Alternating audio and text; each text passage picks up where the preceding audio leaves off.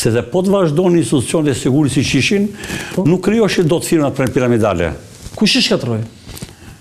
Ata që janë në pushtet, dhe agentët e huaj që shërbyen agenturët huaja, është forcë prerë ajo, sepse të krijosh ti... Në pushtet erdhi Partia Demokratike? Nuk merren partira unë.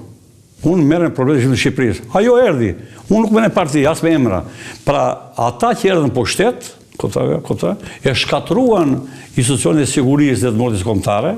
Unë jam pjesë asaj kohe dhe jam aktor asaj kohe, dhe agenturat e huaja bën atë që dëshiron Shqipëri për ta shkatruar shtetin shqiptar dhe për të shpërbërë forcat armatosore në 97-ën. Ishte strategji kjo për të bërë Shqipëria që akoma për veten e saj.